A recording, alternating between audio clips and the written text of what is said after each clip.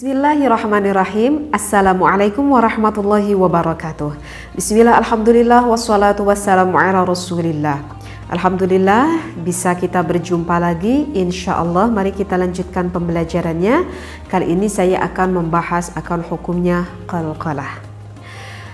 Sebelum saya melanjutkan akan apa itu hukumnya qalqalah, maka yang pertama harus kita ketahui dulu itu adalah definisinya. Definisi qalqalah, apa sih yang dinamakan dengan qalqalah itu? Qalqalah secara bahasa itu adalah at-tahrik. At-tahrik. At-tahrik yang artinya adalah berubah. Dan menurut ulama lain yang mengatakan ada bahwa qalqalah secara bahasa itu adalah sebuah pantulan, begitu. Tetapi yang dimaksudkan oleh ulama di sini adalah bukan qalqalah secara bahasa ataupun secara umumnya, tetapi qalqalah secara istilah, secara khusus menurut Imam ahli qiraah. Apa sih qalqalah secara istilah? Qalqalah secara istilah itu adalah sautun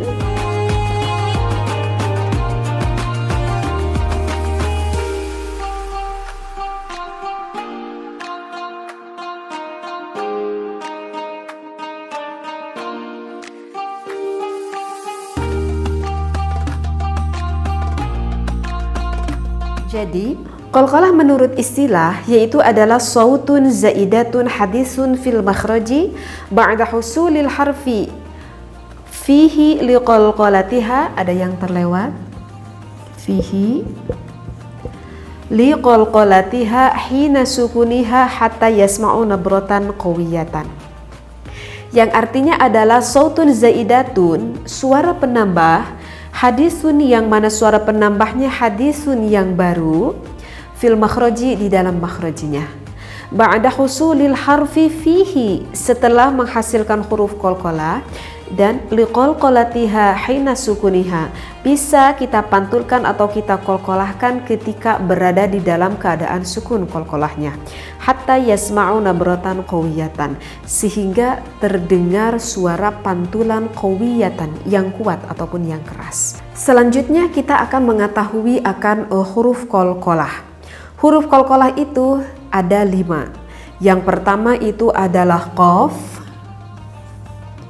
yang kedua adalah po, yang ketiga adalah ba, yang keempat adalah jim, dan yang kelima adalah dal. Menurut Syekh Al-Jazari di dalam kitab Manzumah Al-Jazariyah, huruf qalqalah itu ada 5, yaitu qaf, to, ba, jim, dan juga dal, yang dikumpulkan liqalqalatiha qutbu jadin, yang dikumpulkan di dalam lafaz qutbu jadin. Nah, sehingga akan lebih mudah menghafalnya ya. Qutbu jadin yaitu qaf, to, ba, jim, dan juga dal. Baik.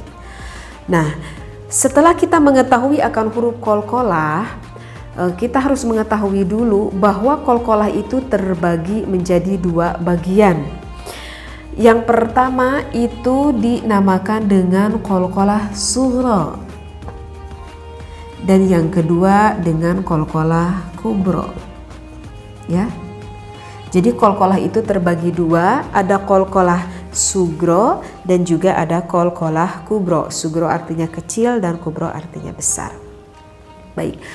Di mana sih kita dapat menemui akan qalqalah sugro? Kita akan menemui akan qalqalah sugro jika di dalam Al-Qur'an kita menemui ada huruf qalqalah ini, baik qaf, to, ba, jim ataupun dal. Kemudian syarat yang keduanya qaf, to, ba, jim, dan dalnya itu dengan tanda sukun. Artinya kita dapat menemui qalqalah sugro jika terdapat tanda sukun yang mana sukunnya adalah sukun asal, ya. Jadi di Al-Qur'annya itu sudah ada sukunnya.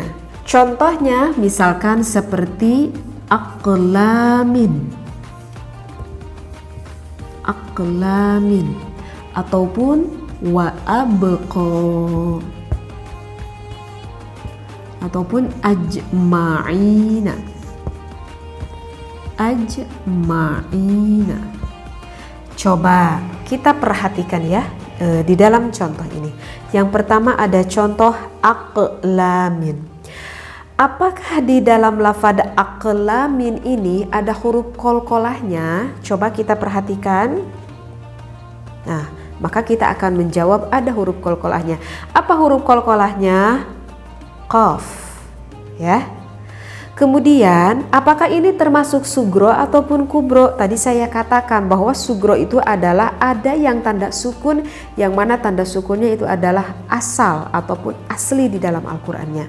Mana? Nah, di atas qaf ada tanda sukun. Berarti ini termasuk qalqalah sugro. Kemudian contoh yang kedua, wa abqa. Apakah di dalam lafaz wa abqa ada huruf qalqalahnya? Coba perhatikan, ada ini ya, ba, ada ba. Kemudian baknya sukun, berarti ini termasuk qalqalah apa? Sugro. Tambah lagi qalqalah, contoh yang terakhir, ajma'ina. Adakah huruf qalqalahnya? Ada ya, jim. Coba kita perhatikan, jim. Ada tanda sukunnya? Ada. Berarti ini termasuk qalqalah apa? Kita jawab ini termasuk qalqalah sugro. Kenapa termasuk qalqalah sugro? Karena sukunnya sukun asal. Nah, bisa kita tarik kesimpulan di mana di dalam Al-Qur'an kita menemui huruf qaf, ta, ba, jim dan juga dal yang mana ada tanda sukunnya oleh kita terlihat di dalam Al-Qur'an tersebut, maka membacanya harus kita pantulkan, ya. Nabratan qawiyatan, terdengar seperti suara pantulan yang kuat ataupun yang keras, dan cara pembacaannya itu adalah setengah harokat. Jangan membaca satu harokat, tetapi setengah harokat saja. Contoh yang betul,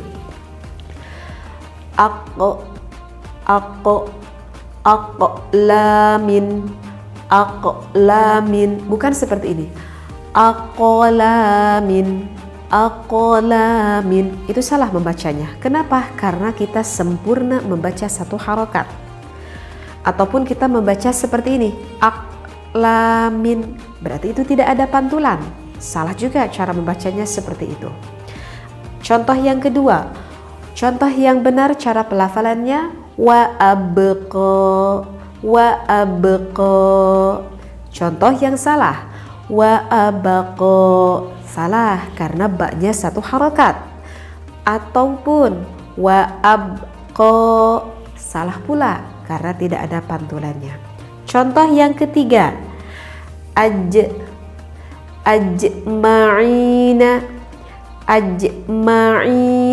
Nah, cara pelafalannya seperti itu. Jika kita membaca seperti ini, ajma'ina, atau kita membacanya ajma'ina, salah ya, karena ada harokat yang kita baca. Ataupun kita membaca yang tidak ada pantulannya, ajma'ina, salah juga ya. Jadi sekali lagi kita pantulkan setengah harokat, aqlamin, wa abqa, ajma'ina. Insyaallah mudah-mudahan bisa dapat dipahami.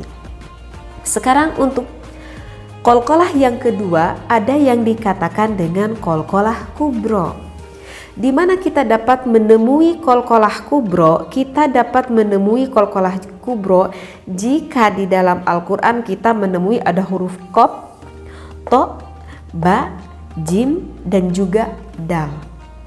Tetapi di dalam qalqalah kubro kita tidak akan menemukan ada tanda sukun di dalam Al-Qur'annya. Kita tidak akan menemukan tanda ini, dan tanda ini. Loh, kenapa kita tidak dapat menemukan tanda sukun? Maksudnya di sini adalah di dalam qalqalah kubro ketika disukunkan artinya ketika membacanya kita berhentikan ataupun ketika kita membacanya diwakafkan, ya. Jadi untuk qalqalah kubro kita akan menemui huruf qaf, ta, ba, jim dan dalnya itu tidak ada tanda sukun, berharokat semuanya. Tetapi karena kita membacanya diberhentikan sehingga akan berubah harkat tersebut menjadi sukun, hina sukuniha. Maka oleh karena itu dari definisinya juga kan zaidatun hadisun, yang mana baru yang keluar fil makhraji di dalam makhrajnya. Misalkan contoh di dalam qalqalah kubro. Tabbat yada abi lahabin wa tabb. Contohnya ayat pertama wa tabb. Seperti ini ya. Ini ayat pertama. Ayat kedua, ma aghna anhu maluhu wa ma kasab. Ini juga ada contoh lagi. Kasab. Ini pada ayat kedua. Kasab. Coba kita perhatikan, apakah di dalam lafaz watab kasab adakah huruf qalqalahnya? Kita perhatikan, ada tidak huruf qalqalahnya? Ada. Apa huruf qalqalahnya? Ba. Ada ini ba ya? Ba. Kemudian apakah ba-nya itu sukun? Tidak, tetapi berharokat fathah. Berharokat fathah. Tetapi ini walaupun berharokat fathah, jika kita membacanya diwaqafkan atau membacanya diberhentikan, maka akan menjadi hukumnya qalqalah. Akan menjadi qalqalah. Contoh yang benar cara pembacanya. Watab kasab. Jadi nggak boleh kita bacanya seperti ini. Watab kasaba. Kalau membacanya diwakafkan nggak boleh bacanya seperti itu, tetapi harus kita sukunkan. Jadi seolah-olah kasabnya seperti ini. Begitu ya. Jadi seolah-olah kasabnya seperti ini. Kalau membacanya diberhentikan seolah-olah ba-nya menjadi sukun. Begitu ya, paham ya? Insya Allah paham ya. Nah, kalau kita membacanya diwasolkan, apakah akan ada huruf qalqalahnya? Nggak akan ada. Misalkan kalau diwasolkan, misalkan ya, membacanya kita teruskan. Tabbat yada abi lahabin wa tabba ma aghna anhuma. Nah, berarti kan ini membacanya kita diteruskan dari ayat 1 ke ayat kedua. Sehingga kalau membacanya diwasolkan ataupun diteruskan, ada enggak menjadi hukum qalqalahnya? Enggak akan ada. Jadi untuk qalqalah kubro bisa kita qalqalahkan ketika membacanya kita wakafkan atau diberhentikan. Paham ya? Insya Allah paham. Baik, jika tidak terlalu paham bisa diulang-ulang kembali videonya. Nah, coba kita perhatikan di dalam surat Al-Lahab ini, pada ayat pertama ba-nya itu terdapat ada tanda tasjid. Dan pada ayat kedua ba-nya itu tidak ada tanda tasjid. Adakah perbedaan ketika kita membaca yang bertasjid dan yang tidak bertasjid? Ada pembedaannya. Apa perbedaannya? Coba didengar dan diperhatikan menurut saya secara jelas. Tabbat yada abi lahabin wa tabb. Ba-nya ada tanda tasjidnya. Kita diamkan sebentar lalu kita pantulkan. Watab. Berbeda dengan ini. Ma aghna anhu maluhu wa ma kasab. Langsung kasab. Nggak begini bacanya. Kasab. Nggak. Tetapi gimana? Kasab. Kalau ini watab. Kasab. Beda ya? Nah, jadi kalau kita menemukan di Al-Quran ada qalqalah yang bertasjid dengan yang tidak bertasjid, beda cara pembacaannya. Jadi kalau yang bertasjid agak ditekan sedikit lalu dipantulkan. Tetapi kalau yang enggak bertasjid maka langsung kita pantulkan saja. Baik, untuk yang terakhir maka akan saya tanya dan mudah-mudahan yang di rumah bisa mengikuti. Lafaz aqlamin membacanya harus kita bagaimanakan? Maka yang dimanapun berada bisa menjawabnya dipantulkan. Kenapa harus dipantulkan? Maka menjawabnya karena qaf mati berada di dalam salah satu huruf qalqalah. Tadi dikatakan huruf qalqalah itu ada berapa? Ya, betul. Ada 5. Apa sajakah itu? Iya, yang dikumpulkan di dalam lafaz apa? Qutbu jadin. Qalqalah itu terbagi berapa bagian? Bisa menjawabnya? Ya, betul. 2 ya. Ada apa saja? Sughra dan juga kubro. Coba diperhatikan di dalam lafaz aqlamin, qalqalahnya sughra apa kubro? Ya, betul, sughra. Kenapa sughra? Masih ingat? Ya, jawabnya adalah dikarenakan qaf mati ini dikarenakan sukunnya sukun asal. Baik. Kalau di dalam lafaz watab ini qalqalahnya sughra apa kubro? Oh iya, betul, kubro. Kenapa kubro? Ini kan gak ada sukun. Coba, kenapa kubro? Karena sukunnya adalah sukun yang baru karena diwakafkan, atau yang lebih simpel kita jawab sukunnya bukan sukun asli, seperti itu ya. Dan biasanya qalqalah sugro kita biasa mendapati berada di tengah-tengah kalimat, dan biasanya kalau qalqalah kubro kita akan dapati di akhir kalimat. Begitu ya.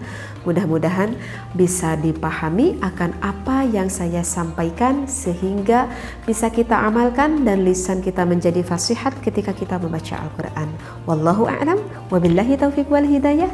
Wassalamualaikum warahmatullahi wabarakatuh.